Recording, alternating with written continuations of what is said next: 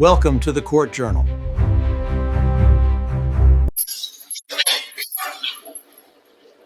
All right, ma'am. Are you Kyla Allen? Yes, ma'am. And this is 23 DCCR 0639.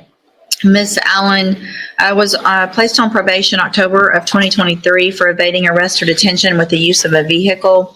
In court, previously entered pleas of true and a motion to revoke probation to counts 1 through 10. I've received that updated pre-sentence report. Has everyone had an opportunity to review that report? Yes, Your Honor. State has, Judge. Are there any additions or corrections to that report? None that I'm aware of, Judge. Not from the state, Judge. And this is unagreed. Mr. Correct. Parker, you may proceed. Your Honor, all I can say is, these violations are all technical, even though, I understand that they're still serious and you have to follow the rules of probation. She's young. She's 19 years old. I think being in jail has opened her eyes, and she wants to complete probation. She has quite a bit of time behind this, and my deal was, take the time. She said, I don't want to do it. And she's sincere. She says, I want to prove to myself and prove to everybody else that I can complete this probation. And she has the opportunity. She has a job waiting for her. She gets out, and she's requesting this probation. And she'd like to address it for the judge. Go ahead, ma'am. I just want to say I own up to all my wrongdoings. I do. I know it was wrong. I knew it was wrong when I was doing it, and I regret it, but I want to prove that I can do better, and I'm not the person that I try to be. I'm young. I want to build my relationship back up with my people, make it stronger, build my trust. Just do the right thing, make it right before it's too late. Thank you, ma'am. Mr. Coleman? Yeah, this is Mr. Smith's case. I'm under the understanding that Mr. Smith made a 3-year offer in this case. I am cognizant of the fact that recommendations from probation department on the last page states that while the defendant's violations are mainly technical in nature, this officer is not inclined to recommend continuation of supervision at this time. So with that, my position is the same as Mr. Smith's, that should be results in some jail time.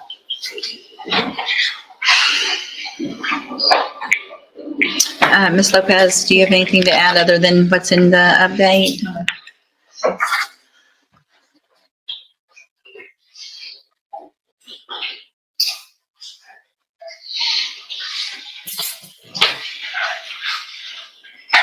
So, Ms. Allen, the only thing that I'm inclined to do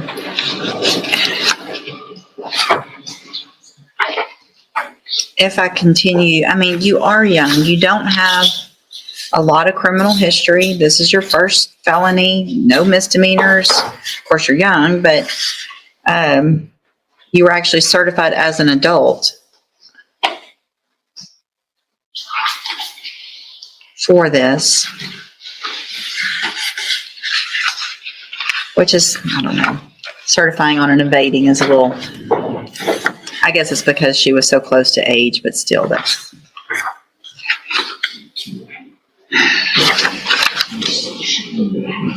So here's the thing. You're not going to go home today, okay? If I continue you on probation, which you don't want a felony conviction. At this age, it changes your life in a very negative way, but you obviously need some, in my opinion, just a little more help to make better decisions. And so what I'm going to do is find that you entered your pleas of true to counts 1 through 10 freely and voluntarily. Find those counts true. Find sufficient evidence to find you guilty and send you to prison. I'm not going to do that today. I'm going to continue you on probation, but I am going to order that you now enter and successfully complete the cognitive track of the ISF program. So you went to the substance abuse track so that you could get tools to stay clean. This track helps you make better decisions, helps you grow up. It's hard at 19 to make the decisions that you need to make to be able to stay on this probation, and this is meant to help you. And so you'll go from jail to that program. You'll get out. You're still going to be on probation. You will be on zero tolerance probation. That means if you make another mistake, Ms. Lopez is going to send something over. There's going to be another motion. I'm going to look back at this. Mr. Coleman and Mr. Smith are going to remind me that they asked for prison time this time, and it's probably not going to be the 3 years. Do you understand? Yes, ma'am. I hope you take advantage of this opportunity. All right? Good luck to you, ma'am. You can go back with the bailiff.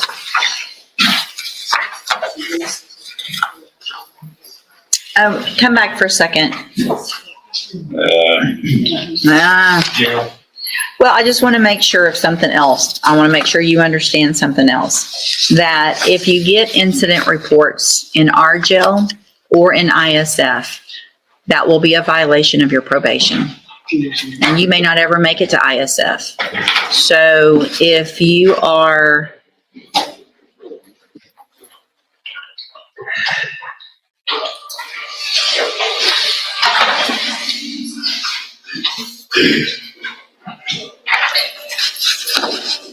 if you're going to say things to the correctional officers, not do what they say, and tell them that you don't care about getting a write-up, but say those things in a lot worse ways, then you're going to go to prison.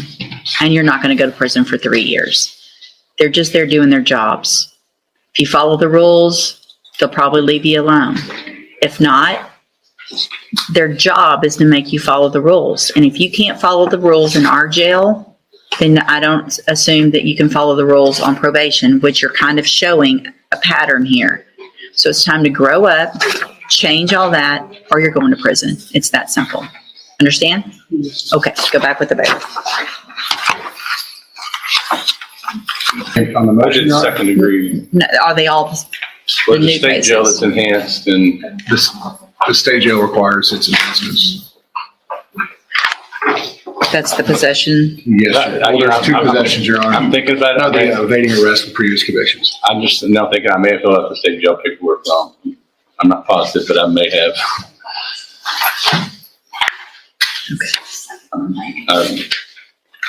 Just be patient with me as I pull it, and then I'll Yeah. figure out what we need to do, if anything. Okay.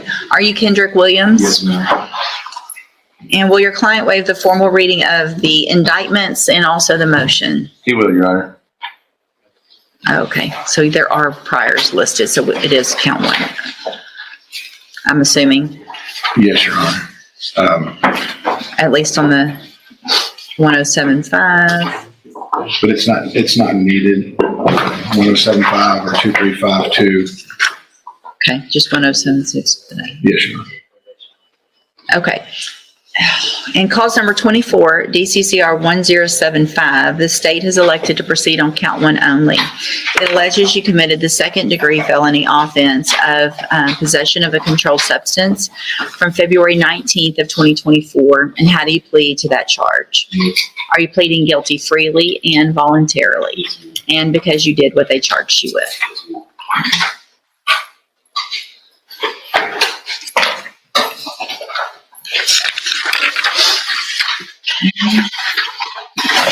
Give me just a second.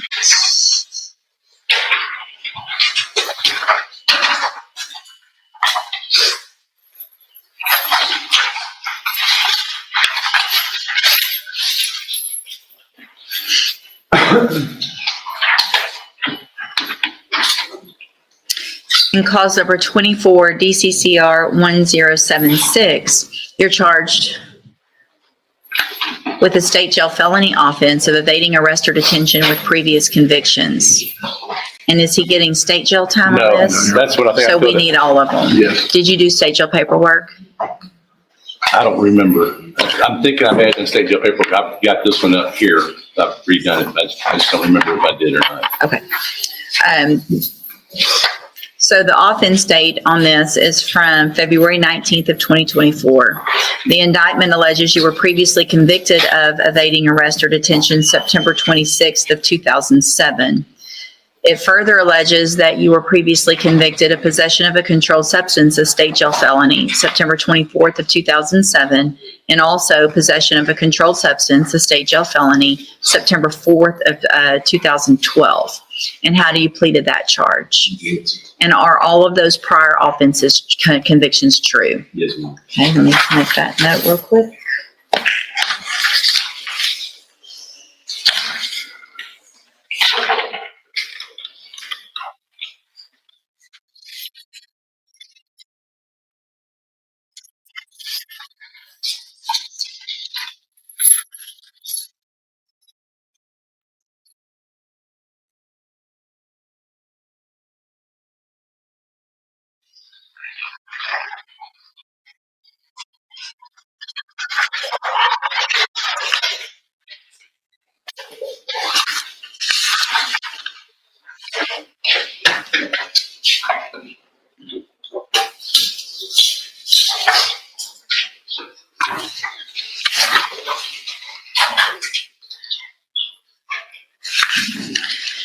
This is so much better than paper. Okay, and then in clause number 24, DCCR 2352, you're charged with the second-degree felony offense of injury to a child, elderly, or disabled individual from July 19th of 2024. So that's already a second. Are we going on the other counts as well, We or don't no? need to, Your Honor, just count one. So in that count one only, how do you plead to that charge? And again, are you pleading guilty freely and voluntarily, and because you did what they charged you with? In all three of those cases, I have here on the computer some documents that have your signature on them that the state has marked as exhibit number 1. Before you signed these, did you go over them with Mr. Parker? Yes, ma'am.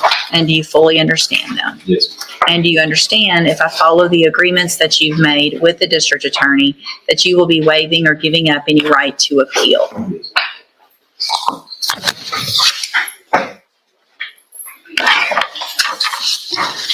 Also, do you understand, if you're not a U.S. citizen, that a plea of guilty or no contest may result in your deportation, exclusion from admission to the country, or denial of naturalization under federal law? Yes. State tenders number 1 in those 3 cases. No objection, Judge. It's admitted in each of those cases. Is there any evidence that Mr. Williams is not competent? No, Your Honor.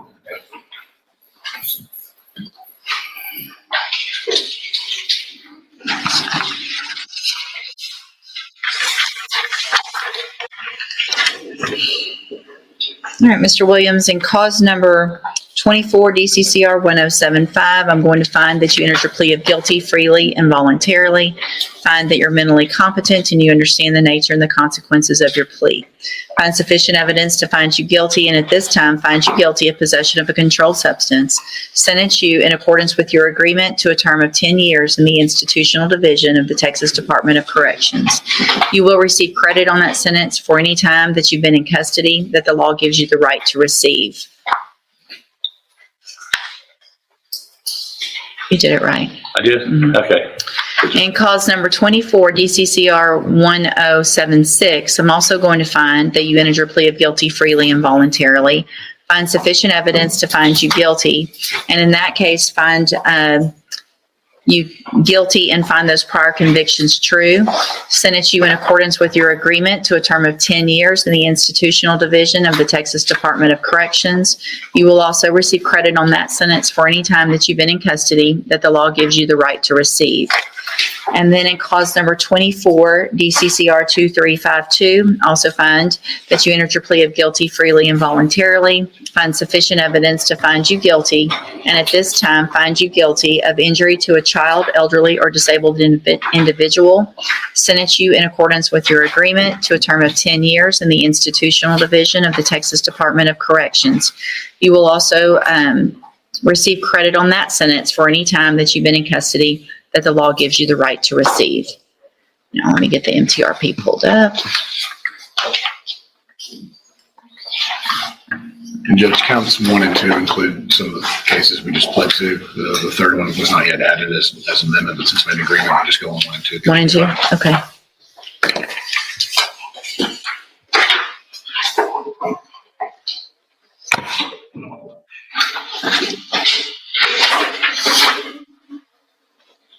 All right, in cause number 21, 36841,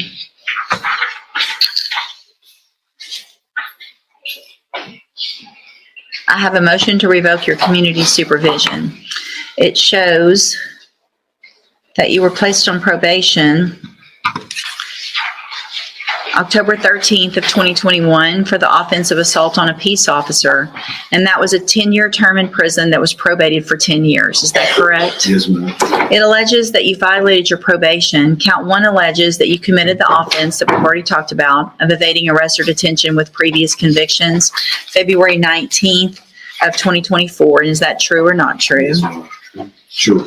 And then count 2 alleges that you committed the offense of possession of a controlled substance, February 19th of 2024. And is that true or not true? Sure.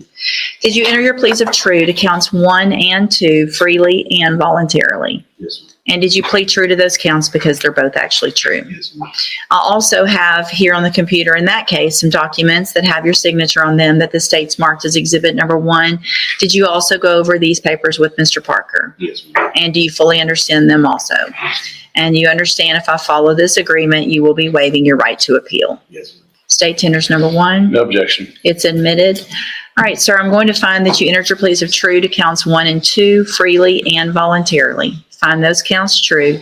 Find sufficient evidence to revoke your probation, and at this time, revoke your probation. Sentence you in accordance with your agreement to a term of 10 years in the institutional division of the Texas Department of Corrections. You'll also receive credit on that sentence for any time that you've been in custody that the law gives you the right to receive.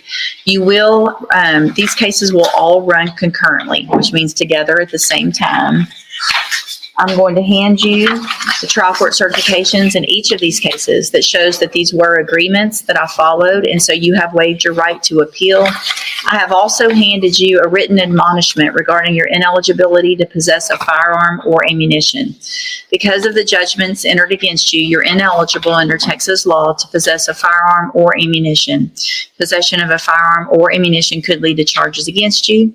Firearm is a legal term, and you should read the written admonishment I provided you to see what devices qualify as a firearm. If you have questions about the laws that make you ineligible to possess a firearm or ammunition, or about how long that lasts, you can talk with Mr. Parker. All right? Good luck to you, sir. You can go back with the bailiff. Thank you, Your Honor. Thank y'all. I can ask him to either redo it or I can, yes, ma'am, I can get it in there. Okay. I will do that. Okay, let's see. You are Gabrielle Smith. Stand up, please. And this is cause number 25, DCCR 0979. Ms. Smith is charged with assault on a peace officer from June 10th of 2023. And Mr. Kimler has filed a motion asking that I reduce the bond, which is currently at $40,000, correct? Ms. Smith, the best you can, raise your right hand. Do you swear or affirm do you swear or affirm the testimony you're going to give in this hearing will be the truth, the whole truth, and nothing but the truth?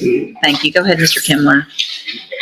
Gabrielle, what are your financial resources right now before trying to post a bond? Speak up where I can hear you. Well, I have one. Hang on a second. I need everybody to keep it down, please, because I'm having trouble hearing. Speak loud and clear. I have one family member that could probably help me, but I don't have one. I've been in jail a year, so really nothing. How long? A year. A year. And is that waiting to go to trial? Yes, sir. Just here. I'm ready to get my charges, I guess, decided. Do you think that you could post a $5,000 bond? Yes, sir. Can I see, has the other case been dismissed? Can I open that one up and see what all's been filed in it?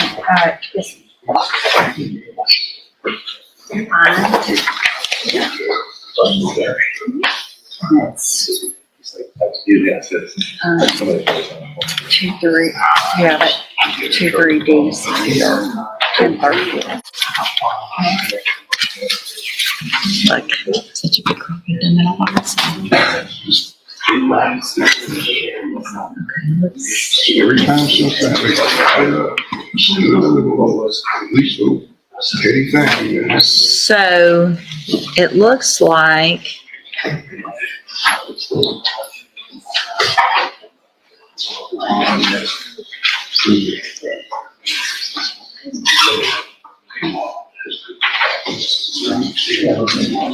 okay, there was back in February of 2024, there was a bond forfeiture. And so the bond was raised because of that. Then it looks like there was a motion for me to reduce the bond, which I did. In October of 2024, I reduced the bond to $10,000. And then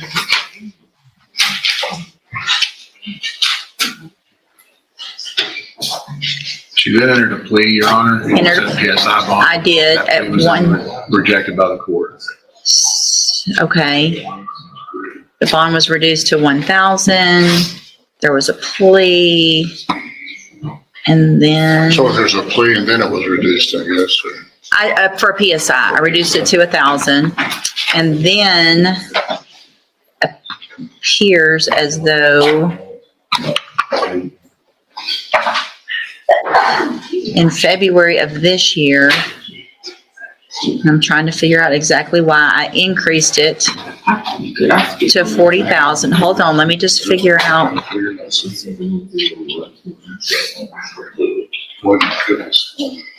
Sufficient. Okay.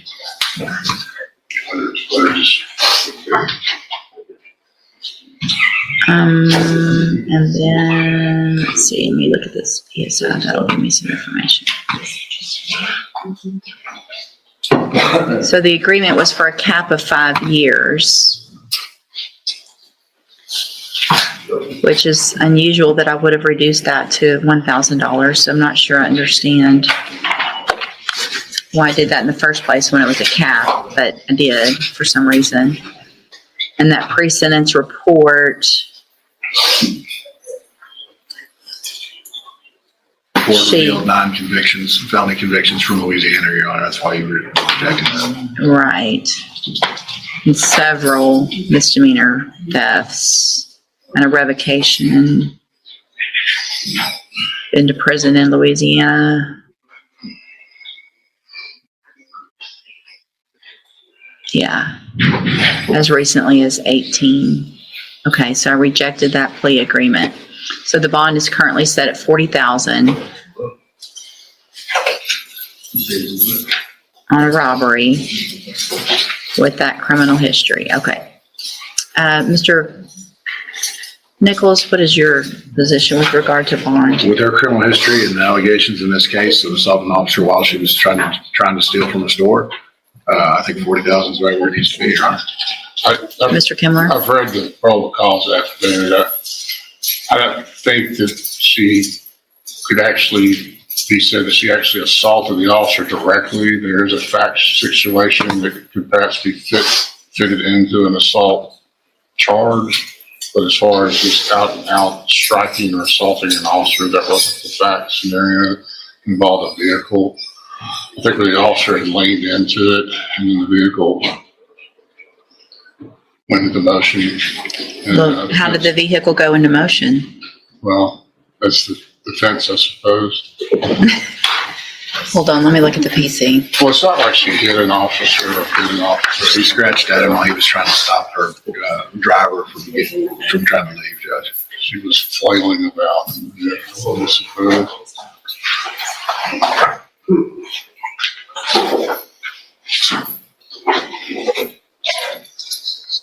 So over here in a car with a paper tag from Louisiana, which is where all the other criminal history is.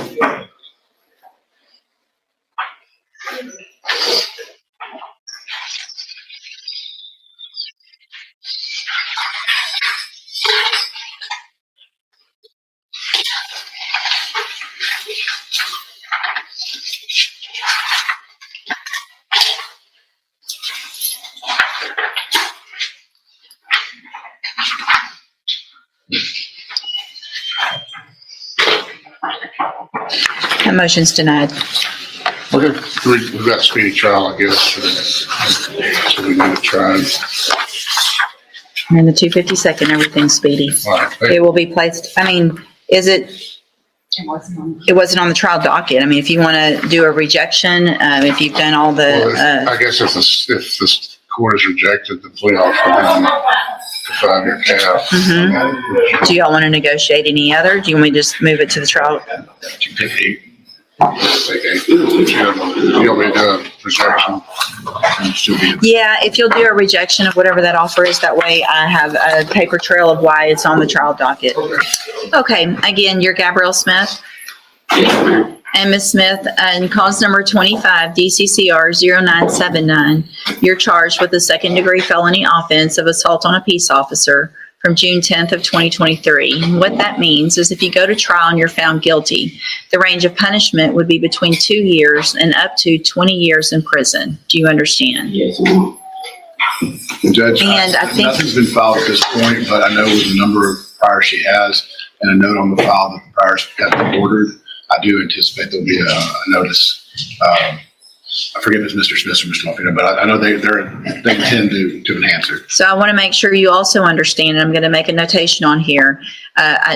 If any of those prior offenses out of Louisiana, the felonies, were at different times, and one conviction happened and then another conviction happened later, that means you could be considered a habitual offender and with a minimum punishment of 25 years in prison, up to 99 years or life in prison. Do you understand? Yes, ma'am. Also, just in case they're not one after the other, if you have one prior felony conviction, then, okay, it doesn't do anything. Right, this is a second. All right, so if you have two sequenced, it would make you habitual. Do you understand? If she has one, it will boost her up to a first. Yes, sorry. So if you have I'm one, still not understanding what they mean. okay, so listen very carefully. You have several felony convictions out of Louisiana. Okay, so if just one of those is true, then your punishment range in this case, if you're found guilty, becomes that of a first-degree felony instead of a second. So that means it would be from 5 years minimum up to 99 years or life if there's one prior conviction. You understand? Answer out loud. So Yes, ma'am. okay. If there's two prior felony convictions that happened, not all of the, I know there were several that happened at the same time, right? But I'm not sure, but it looks like there might be another set that happened later. If that is true, and there are two that happened at different times, then it means you could be considered a habitual offender here in Texas. And if that all is true and you're found guilty, then your minimum punishment is 25 years in prison up to 99 years or life. Do you understand? Yes, ma'am. Okay. And it looks like what the state has offered, if you wanted to enter a plea of guilty, would be to go on count one, which is just the offense that you're charged with now, for an 8-year term in prison. You have every right to reject that and have your case go to a jury, let them decide if you're guilty or not, and then let them decide your punishment depending on what they find on those priors. I just want to make sure you understand what your options are if you wanted to plead guilty for that 8 years and what your possible consequences are if you go to trial. Do you understand all of that? Okay. And do you want to reject that offer and have your case set for trial? Yeah, I want to check. Okay. And I do want to make sure you understand, Ms. Smith, that after today, unless there is new information or evidence that comes up that the attorneys don't know about at this time, I will not accept this plea agreement after today. So if you change your mind, it's not going to be to the 8 or something less later. It's going to be something different. Once a case goes on my trial docket, it goes to trial. So it's not we're buying time to try to get some better deal.